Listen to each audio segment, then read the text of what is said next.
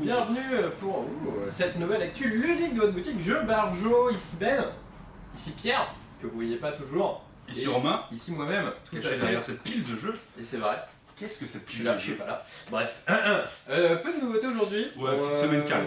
Ouais, petite semaine calme, c'est ça fait du bien en vrai. On est... Ouais, ça arrive rarement, mais c'est cool. Ça fait quand même du bien.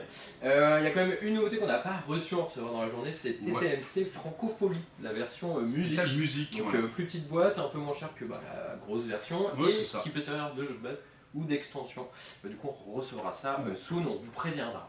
On va vous présenter les deux nouveautés du coup, même s'il y a plus de jeux que ça, mais ça on en parlera après. Je vais commencer par Wingspan, le jeu qui enflamme la toile depuis son annonce. La suite entre guillemets de Wingspan, du coup on reste un peu dans le même genre, sauf que c'est pas des oiseaux, ce sera des dragons. De 1 à 5 joueurs toujours des parties de 1 heure à 1 heure et demie. Le but du jeu toujours marquer un maximum de points. Chaque joueur aura son petit plateau où vous allez jouer des dragons pour marquer un maximum de points. Mais pas mal de petits points qui vont changer par rapport au jeu Wingspan. Déjà, il sera un peu plus exigeant en termes de réflexion, parce que vous allez avoir pas mal de petits critères à prendre en compte, parce qu'il y a des petites choses qui ont été rajoutées. Vous allez avoir un plateau guild ici, plus vous avancez autour de ce plateau, plus vous allez avoir des bonus et à certains moments des options de marquer des points ou de faire des actions supplémentaires. Vous allez avoir, ça ne change pas, le petit plateau là avec les objectifs à chaque manche, donc la partie dure aussi ici 4 manches. Et sur votre plateau joueur, un petit changement va intervenir, parce qu'avant de jouer un dragon, il faudra lui préparer un petit nid douillet, il faudra jouer une petite carte caverne pour ensuite jouer dessus un dragon.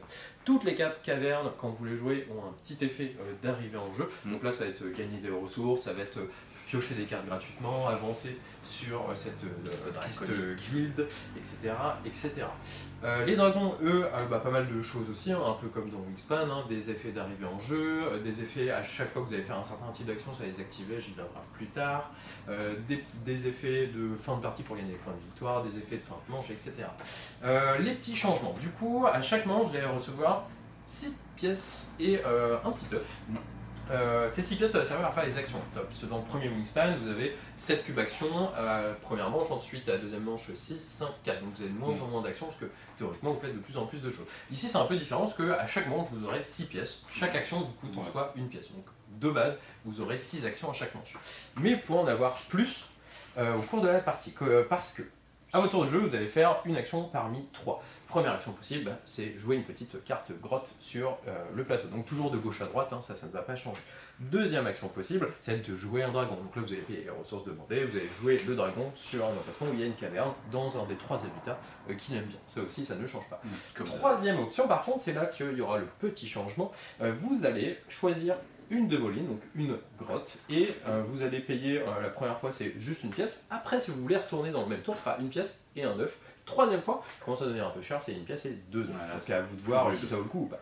Vous prenez votre petit bonhomme, parce que vous avez un petit bonhomme ici, et il va parcourir la caverne de case en case, et plus il avance, plus vous aurez de bonus qui sont déjà imprimés sur le plateau. Et si vous avez des dragons qui ont la petite icône bonhomme sur eux, vous allez aussi les activer quand votre bonhomme passe. Mais vous allez vous arrêter dès que vous n'avez plus d'oiseaux. Du coup, plus vous jouez d'oiseaux, plus vous avez de capacité à faire de déclenchement de petits pouvoirs qui sont valorisants, qui sont imprimés sur le plateau. Et si vous avez des dragons, c'est petit bonus. Et à noter qu'à la fin, la quatrième case de chaque ligne, vous allez pouvoir, quand vous jouez une carte grotte, pas faire le pouvoir de la carte grotte, mais payer 3 cartes ou 3 ressources pour gagner une petite pièce, donc une action supplémentaire. Voilà.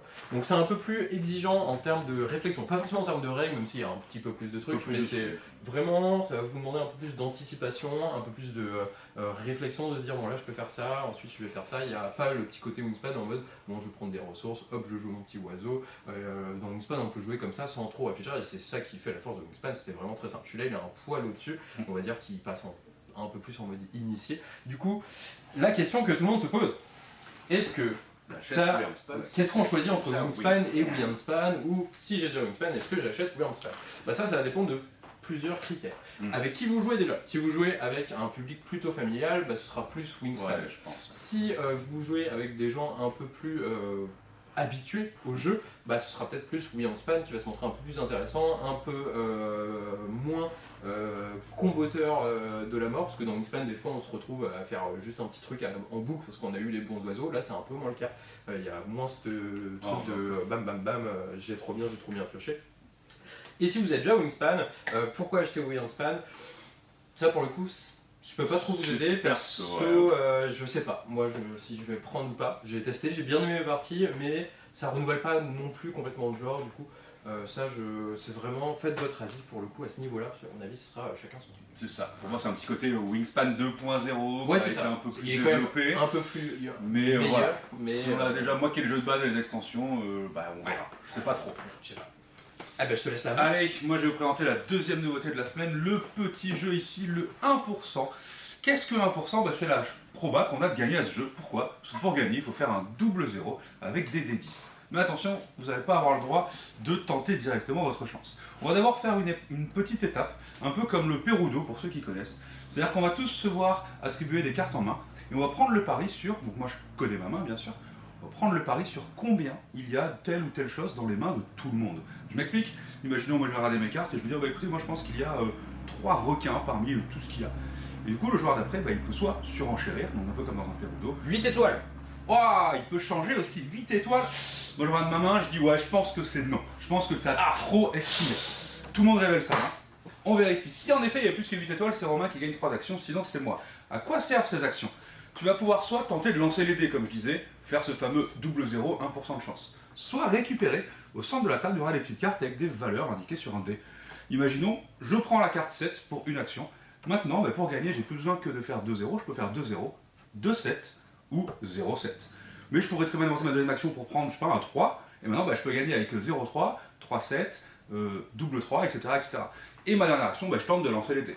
Donc on va jouer un peu avec ces probas de gagner. Est-ce que je récupère plus de cartes et j'attends le tour d'après? Mais le tour d'après, je suis pas sûr que ce sera moi qui lancerai les dés. Voilà, donc un petit mélange entre un Perudo et un petit jeu de chance un peu chaotique, un peu à la con. Mais ce plaisir de, quand je fais mon petit double 0, moi j'avais bien aimé, c'était rigolo. J'ai eu de la chance, voilà, on s'en rappelle.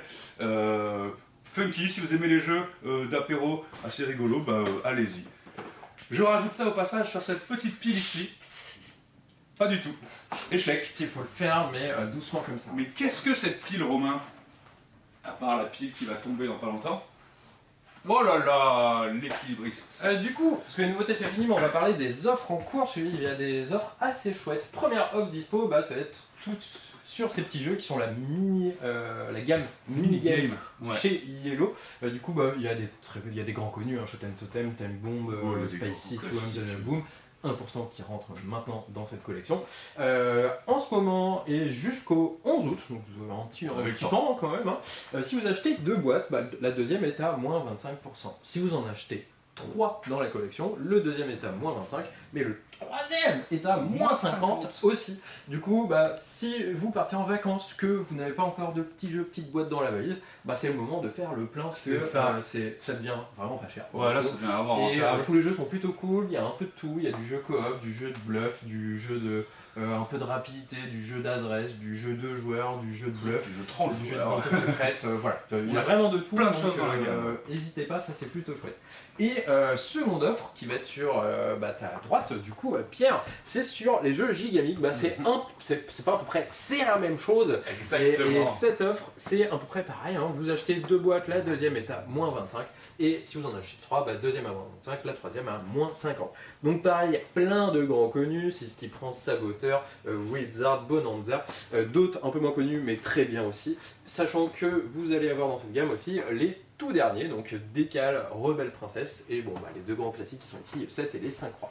Du coup, si vous partez de vacances encore, ETC, je l'ai déjà raconté donc je vais pas le faire une seconde fois, n'hésitez pas à passer, ces offres sont plutôt cool en vrai. Du coup, si vous voulez un peu regarnir votre petite collection de petits jeux pour s'amuser, bah c'est le moment tout l'été, c'est ça, on en profite. Bon, bah des bisous, un bon week-end musique à vous. Bonne semaine, au revoir.